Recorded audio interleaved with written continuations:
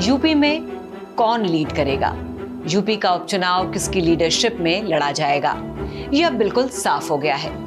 UP CM की कुर्सी बदलने वाली है, ये अफवाह थी और अफवाह की तरह ही उड़ गई।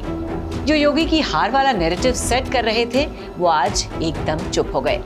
यूपी में सरकार भी योगी चलाएंगे, उपचुनाव में जीत भी योगी ही दिलाएंगे, क्योंकि यूपी के सीएम योगी आदित्यनाथ ने पूरी बाजी ही पलट डाली है, और वो भी योगी स्टाइल में। लेकिन ये कैसे पॉसिबल हुआ, ये आपको बताते हैं। 4 जून को जब लोकसभा चुनाव के नतीजे आए तो जीत की खुशी से ज्यादा बीजेपी के लिए चिंता का सबब था। इसमें भी सबसे ज्यादा जिस राज्य ने परेशानी खड़ी की उसमें यूपी का नाम सबसे ऊपर रहा। लोकसभा चुनाव में बीजेपी बहुमत के 272 के जादुई आंकड़े से पीछे रही। उसे अकेले अपने दम पर 240 सीटें मिली। बीजेपी 272 के आंकड़े से जितनी पीछे रही वो अकेले यूपी पूरा कर सकता था, लेकिन ऐसा नहीं हुआ। और यही वजह है कि तब से लेकर अब तक उत्तर प्रदेश में भाजपा को लेकर चर्चाएं थमी नहीं और फोकस में रहे सूबे के मुख्यमंत्री योगी आदित्यनाथ। वहीं लखनऊ में हुई बीजेपी कार्य समिति की बैठक में जहां केशव प्रसाद मौर्य संगठन को सरकार से बड़ा बता रहे थे, वहीं योगी आदित्यनाथ ने अति आत्मविश्वास को हार का जिम्मेदार ठहराया। जिसके बाद एक और जहां केशव प्रसाद मौर्य बनाम योगी की चर्चाओं ने जोर पकड़ लिया, वहीं दबी जुबान में ये भी कहा जाने लगा कि दिल्ली के मुख्यमंत्री अरविंद केजरीवाल की वो भविष्यवाणी सच साबित हो सकती है जो उन्होंने जेल से बाहर आकर की थी। दरअसल केजरीवाल ने कहा था कि अगर बीजेपी केंद्र में दोबारा सत्ता में आई तो योगी को मुख्यमंत्री पद से हटा दिया जाएगा। लेकिन क्या बीजेपी के लिए ये सब करना आसान है? मतलब क्या योगी आदित्यनाथ को यूपी के मुख्यमंत्री की कुर्सी से हटाया जा सकता है? और हटाया गया तो बीजेपी को इसका क्या नुकसान झेलना पड़ सकता है? बताएंगे आपको कि योगी के खिलाफ क्यों आखिर विरोध के सुर सुनाई पड़े, और साथ ही समझने की कोशिश करेंगे कि योगी आदित्यनाथ का राजनीतिक भविष्य क्या है। पूरी बात जानने के लिए कुछ साल पीछे चलना होगा। बात है साल 2017 की, जब योगी आदित्यनाथ यूपी के मुख्यमंत्री बने। लेकिन उनका यूपी का मुख्यमंत्री बनना महज संजोग था, क्योंकि मुख्यमंत्री पद के सबसे बड़े दावेदार केशव प्रसाद मौर्य ही थे। केशव प्रसाद मौर्य के प्रदेश अध्यक्ष रहते यूपी विधानसभा का चुनाव 2017 में हुआ था। इसलिए केशव प्रसाद के साथ लोगों का भी यही मानना था कि सपा बसपा को धूल चटाने वाले मौर्य ही सीएम बनेंगे।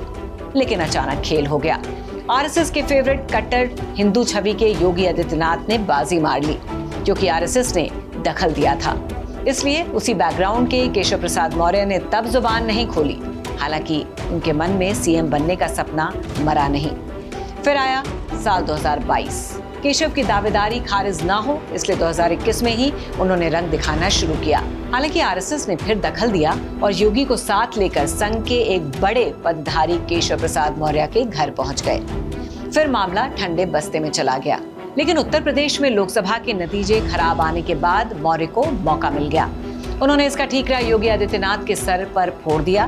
पार्टी की बैठक में उनका तर्क था कि राज्य सरकार की नाकामियों की वजह से हार हुई, जबकि योगी आदित्यनाथ ने टिकट बंटवारे, विपक्ष की चाल जैसे कारण गिनाए, जिसके बाद पलड़ा योगी आदित्यनाथ की तरफ ज्यादा भारी दिखा, क्योंकि लोकसभा चुनाव में केशव प्रसाद के असर वाली कौशाम्बी, प्रयागराज और प्रतापगढ़ जैसी सीटों पर बीजेपी को हार मिली, जबकि योगी आदित्यनाथ अपने गढ़ गोरखपुर के साथ आसपास की सीटें जैसे महाराजगंज, देवरिया, कुशीनगर और बांसगांव बचाने में कामयाब रहे। केशव प्रसाद अपने मौर्य समाज के वोट तक पार्टी को नहीं दिला पाए। इतना ही नहीं, 5 साल डिप्टी सीएम रहने के बाद केशव प्रसाद मौर्य पिछले विधानसभा चुनाव में अपनी सीट तक नहीं बचा पाए थे। तो भला बीजेपी योगी आदित्यनाथ को हटाने पर क्यों विचार करेगी? भारतीय जनता पार्टी बखूबी जानती है कि योगी अब बीजेपी के लिए जरूरी हो गए हैं। योगी आदित्यनाथ से बड़ा जनाधार वाला नेता और लोकप्रिय नेता यूपी में कौन है? लेकिन अब समझना केशव को भी होगा कि योगी अब उनसे बहुत आगे निकल चुके हैं। उनकी अपनी फैन फॉलोइंग है। वहीं बीजेपी को अतीत की बातें भी भुलानी नहीं चाहिए, क्योंकि योगी को नजरअंदाज करने का मतलब होगा उत्तर प्रदेश में कल्याण सिंह पार्ट 2 की शुरुआत करना, जो बीजेपी कतई नहीं चाहेगी, क्योंकि कल्याण सिंह को हटाकर बीजेपी को सत्ता का स्वाद चखने में 18 साल का वक्त लगा है। बीजेपी का राष्ट्रीय नेतृत्व बखूबी समझता है कि योगी आदित्यनाथ का कोई विकल्प नहीं है। श्रेष्ठ उत्तराखंड पर खबरों से जुड़े रहने के लिए चैनल को सब्सक्राइब और लाइक करें, बेल आइकन दबाएं और देखते रहें श्रेष्ठ उत्तराखंड।